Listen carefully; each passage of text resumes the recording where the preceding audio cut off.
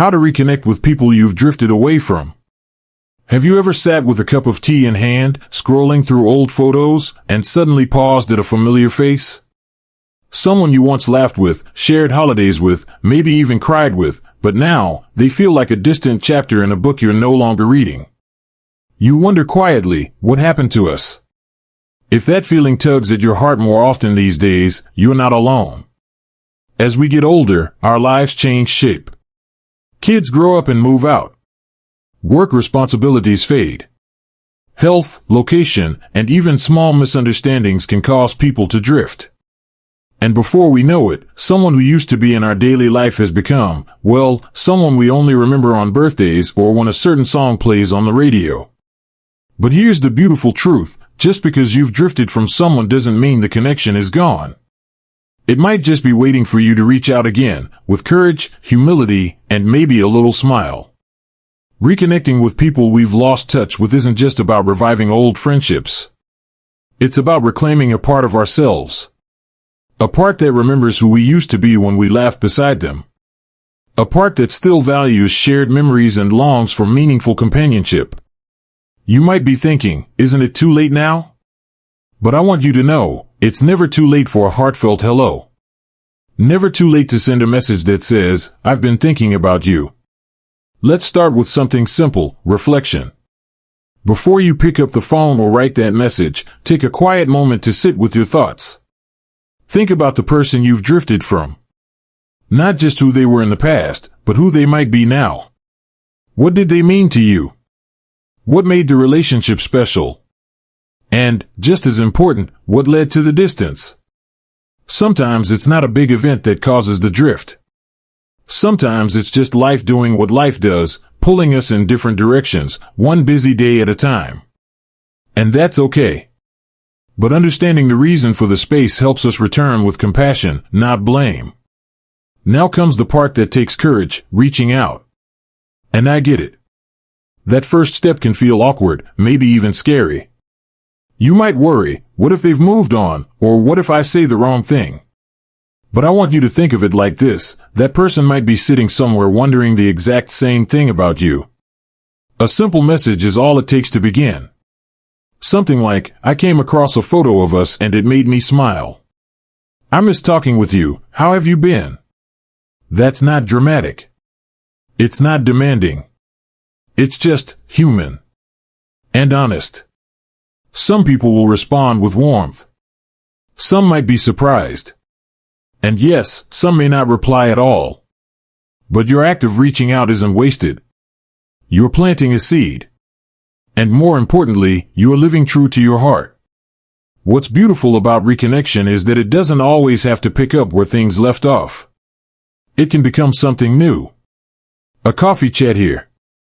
A letter exchanged there. A shared recipe. A funny memory. Don't feel the pressure to make it what it once was. Let it be what it can be now. I've seen it time and time again.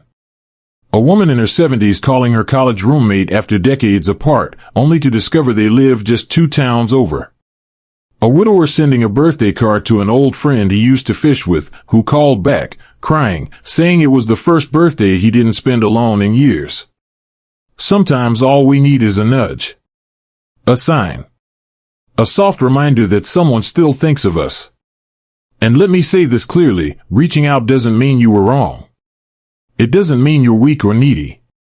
It means you value connection over ego. That you're strong enough to lead with love. Even if there was tension in the past, there's something powerful about saying, I miss you, and I'm open to talking again. It doesn't require a big apology or dramatic gesture. Just honesty. Because at this stage in life, we begin to see time differently. We understand that moments are precious, and pride is often overrated. And the people who were once part of our journey, they mattered for a reason. So, if there's someone on your heart right now, someone whose name lingers in your thoughts more than you admit, don't wait too long. That message, that phone call, that letter, it could be the start of something healing. Something joyful. Something real. Let's keep going. There's something incredibly tender about the silence between 2 people who once shared everything. But here's the thing about silence, it can be broken. And sometimes, it only takes one person to crack it open and let the light in again.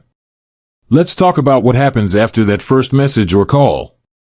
Maybe you've reached out and gotten a warm reply. Maybe it's been a little quiet. Either way, don't rush the process. Reconnection, especially after years, isn't about speed. It's about sincerity. If someone responds, start slow. Think of it like watering a plant that's been neglected, not dead, just thirsty. Share small things, a memory that made you smile, a funny story from your day, or even something you read that reminded you of them. It doesn't have to be deep right away. Sometimes a simple, remember that time we got lost on the road trip and ended up at that tiny diner with the world's worst coffee, is enough to bring back the rhythm of closeness. Laughter is powerful. So are shared memories. They remind both of you that no matter how much time has passed, there's still a bridge between your hearts. But what if it's been more complicated? What if you drifted apart because of something that hurt? A misunderstanding. A harsh word. A decision that left one or both of you feeling wounded. In those cases, reconnection takes more than just a hello, it takes humility. It's not about taking all the blame or forcing anyone to relive the past. It's about saying, I know things ended awkwardly. I've thought about it, and I just want you to know I care. I hope we can talk. That kind of message doesn't demand forgiveness. It simply opens the door. You might be surprised how many people are waiting for that door to open. Sometimes, we hold on to grudges or guilt longer than we should. But age has a funny way of shifting our priorities. Things that once felt too big to forgive begin to feel small when we realize how little time we have to waste. And if the person you're reaching out to is also older now, chances are, they're thinking the same thing. They've probably thought of you too. Maybe even regretted the distance, just like you have. But they didn't know how to say it. They were afraid you didn't want to hear it. Now, let's say you're the one who didn't get a reply. That can feel disappointing, even painful. But I want to remind you, reaching out is brave, even if it doesn't lead to the outcome you hoped for. Sometimes people aren't ready. Sometimes they're carrying things they haven't healed from. And sometimes, sadly, people just aren't in a place to reconnect. But your gesture still matters. You honored your heart. You gave them a gift. And you gave yourself a gift too, the peace of knowing you tried. That's more than many people ever do. And here's a quiet truth, sometimes, the reconnection doesn't come right away. Sometimes it takes months. Even years.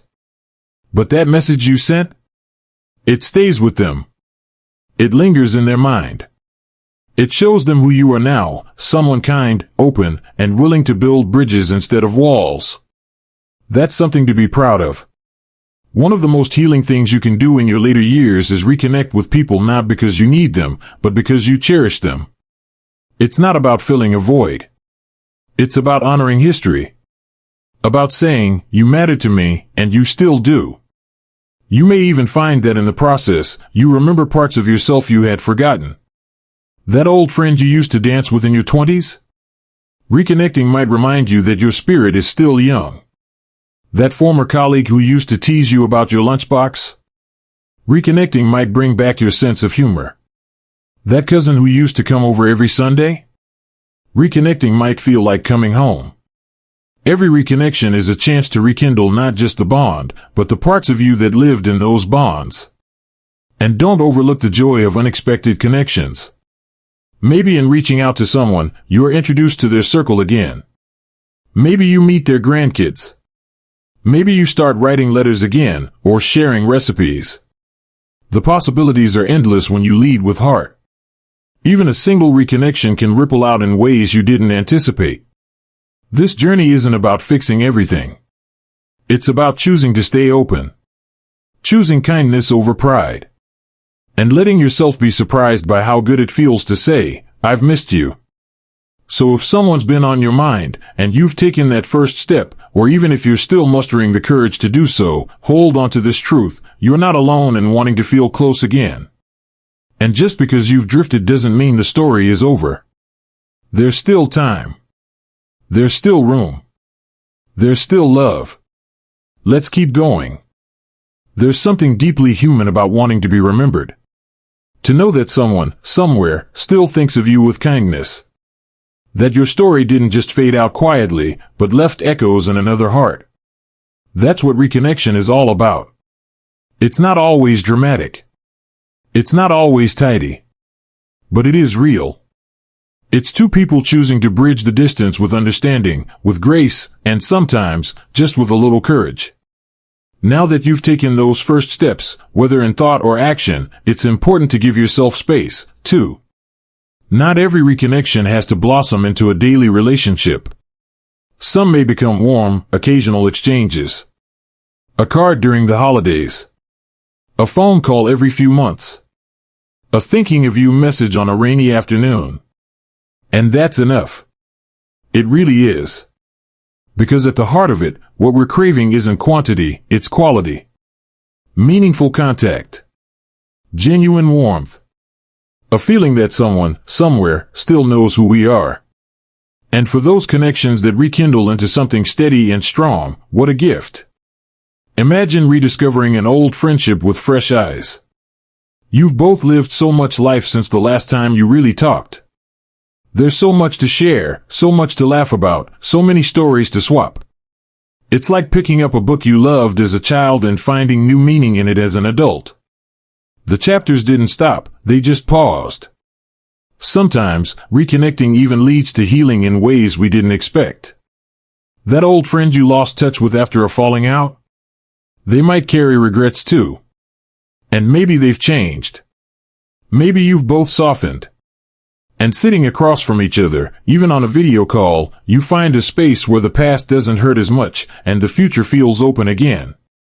And sometimes, you'll find that you don't need to go back, you just need to go forward, together, from where you are now. But here's something just as powerful, forgiving yourself for the connections that can't be restored. Because the truth is, not every person will be ready. Not every person will respond. Some will stay in the past, and that's okay. That's not a failure. That's just life. What matters most is that you tried. That you made space in your heart for peace instead of what-ifs.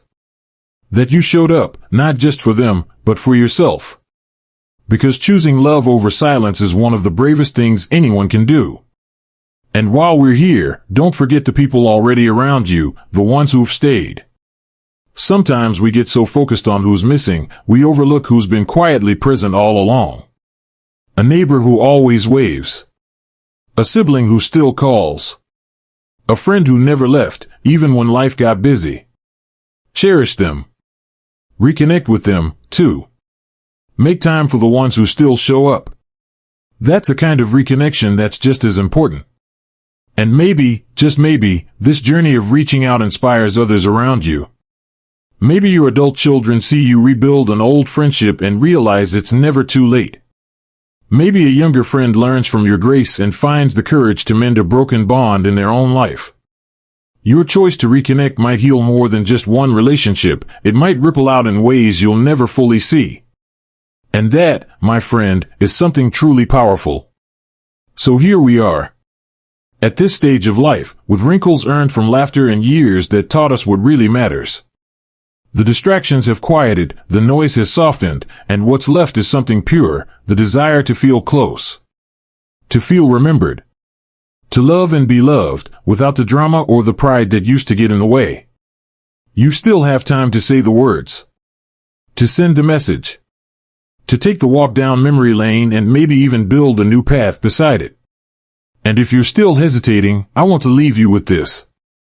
Don't wait until the funeral to say what should have been said in life. Don't wait for the perfect moment. Don't wait for them to come to you. Be the one who reaches out. Be the one who says, I was thinking of you today, and I just wanted you to know that. Those are the words that start healing. Those are the words that change everything. Thank you for spending this time with me. If this video touched something in you, if it made you think of someone, take it as a sign. Reach out. Open your heart. Even if just a little. And if this message helped you in some way, I'd love to hear your story in the comments. Who are you thinking of? What's one step you're ready to take?